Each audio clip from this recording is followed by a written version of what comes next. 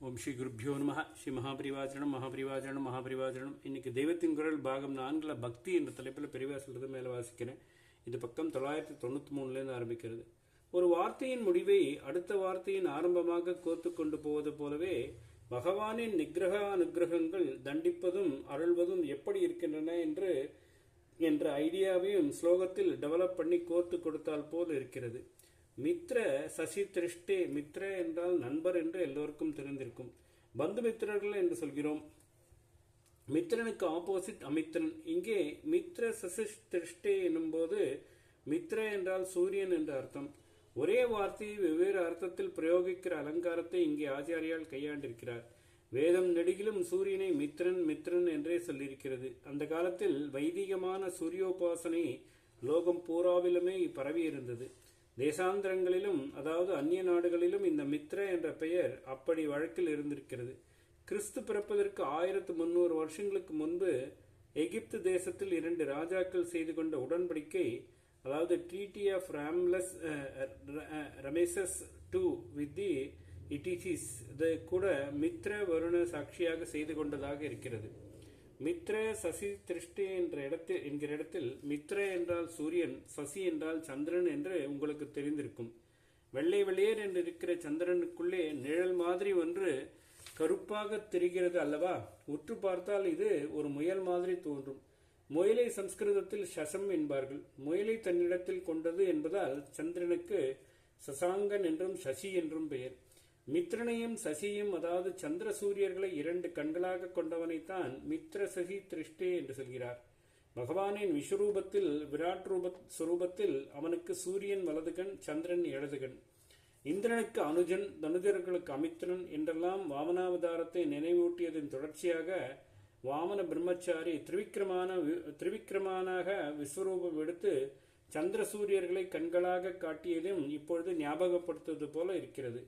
விஷ்ணு சகஸ்ரநாம நாமத்தில் பூர்வ பாகத்தில் சொல்கிற பூஃபாதோ என்ற ஸ்லோகத்தில் சந்திர சூரியோ சனைத்ரே என்று வருகிறது. இதுவேதான் மித்ர சசி திருஷ்டே. தர்சனத்தால் சம்சார நீக்கம். திருஷ்டே பவதி பிரபதி ந பவதி கிம் பவதி ரஸ்காரஹ என்பதாக பவதி என்ற வார்த்தை சத்திரத்தை 4 முறை அடுத்தடுத்து வெவ்வேறு அர்த்தங்களில் திருப்பி இந்த ஸ்லோகத்தை பூர்த்தி பண்ணியிருக்கிறார். மகாகவிகளின் புலமையெல்லாம் தோற்று போகிற மாதிரி வாக் சாமர்த்தியத்தை ஆச்சாரியால் காட்டியிருக்கிறார். திருஷ்டே பவதி என்னும் போது பவதி என்றால் தங்களிடத்தில் என்ற அர்த்தம். ஒருத்தரிடம் மரியாதையாக தாங்கள் என்று சொல்ல வேண்டுமானால் பவான் என்று குறிப்பிட வேண்டும். இதற்கு பெண்பால் பவதி. பவதி பிக்ஷாந்தேயி என்கிற போது பவதி என்றால் ஒரு வீட்டுக்காரியை அம்மணி என்று மரியாதையாக கூப்பிடுவதாக அர்த்தம். பவதி என்பதே வினைச்சொல்லாக வரும்போது உண்டாகிறது என்ற அர்த்தம். ஆண்பாலில் வருகிற பவத் என்பது 7ஆம் மற்றும் இருபோடு சேரும்போது பவதி என்றாகும். அப்பொழுது தங்களிடத்தில் என்று அர்த்தம் உண்டாகும். இங்கே அப்படித்தான் திருஷ்டே பவதி என்பதில் பவதிக்கு அர்த்தம். திருஷ்டே பவதி என்றால் தங்களிடத்தில் திருஷ்டி ஏற்பட்டு விட்டால், அதாவது எங்களுக்கு உன் தரிசனம் கிடைத்து விட்டால் என்ற அர்த்தம். அவன் எப்படிப்பட்டவன்? எல்லோருக்கும் பிரபுவாக அகிலாண்ட நாயகனாக இருக்கிறவன். பிரபவதி பவதி திருஷ்டே என்றால் பிரபுவான உன்னிடம் எங்கள் பார்வை உண்டாகுமானால் என்று அர்த்தம். பகவத் தரிசனம் கிடைத்துவிட்டால் அப்புறம் என்ன ஆகிறது? ந பவதி கிம் பவ திரஸ்காரக. பவ திரஸ்காரக என்பதை பவதி ரஸ்காரக என்று பிரித்தால் தப்பு. சுக்கு மிளகு திப்பிலி என்பதை சுக்குமி லகுதி பிலி என்று பிரித்தான் என்று கதை சொல்வார்களே, அப்படி ஆகிவிடும். அநேகதம் தம் என்பதை அநேகதந்தம் என்று பிரிகிற மாதிரியான தப்புதான் இது. பவ திரஸ்காரக என்பதுதான் சரியான பிரிவினை. திரஸ்காரம் என்றால் மறைப்பது. மாந்திரீகத்தில் மறைக்கிற வித்தியை திரஸ்கரிணி என்பார்கள். பவம் என்றால் சம்சாரம். முன்பே இந்த ஷட்பதியில் பவபய கேதச்சிதே என்கிற இடத்தில் பவம் என்ற வார்த்தை வந்திருக்கிறது. சம்சார பந்தத்தை மறைப்பது, அதாவது சம்சார வாழ்க்கை மறையும்படி செய்வது அல்லது சம்சாரத்தை போக்கிக் கொள்வதுதான் பவ திரஸ்காரம். ந பவதி கிம் என்கிற இடத்தில் பவதி என்பது வினைச்சொல். இங்கே பவதி என்றால் உண்டாகிறது என்ற அர்த்தம். ந பவதி கிம் என்றால் உண்டாகிறதில்லையா என்ன என்ற அர்த்தம். எது உண்டாகிறதில்லையா? சம்சாரத்தின் மறைவுதான்.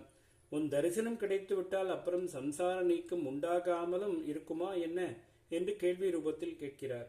உன் தரிசனம் கிடைத்த பின் சம்சாரம் விலகுகிறது என்று அஃபர்மேட்டிவ் ஸ்டேட்மெண்ட்டாக சொல்வதை விட இப்படி கேள்வி ரூபத்தில் சம்சார நீக்கம் ஏற்படாதா என்ன, ஏற்படாமலும் போகுமா என்ன என்று சொல்வது சொல்ல வந்த விஷயத்துக்கு மேலும் அழுத்தம் கொடுக்கிறது. கீதையில் பரமாத்மாவை தரிசித்துவிட்டால் அதோடு உள் மனசில் தேங்கியிருக்கும் வாசனை ருசி எல்லாம் போய்விடும் என்று சொல்லியிருக்கிறது. அதோடு சம்சாரமும் போய்விட வேண்டியதுதான். அந்த இடத்தில் பரம் திருஷ்டுவா என்று பகவான் சொல்லியிருக்கிறது போலவே சக ஆச்சாரியால் திருஷ்டே பவதி என்கிறார். பகவத் தரிசனம் அத்வைத சாட்சா்காரத்துக்கு தான் அழைத்து கொண்டு போகட்டும், அல்லது துவைதமாக அவனை தரிசிப்பதாகவே தான் இருக்கட்டும். எப்படி இருந்தாலும் அதற்கப்புறம் இந்த பூலோகத்தில் ஜனன மரணத்தொழிலில் மாட்டிக்கொள்வதில்லை. இப்படி ஏற்படாமல் கூட போக முடியுமா என்ன? ந பவதி கிம் பவ திரஸ்காரः என்று கேட்கிறார். ஓம் ஸ்ரீ குருப்யோ நமः. ஸ்ரீ மகாபரிவாஜனம் மகாபரிவாஜனம் மகாபரிவாஜனம்.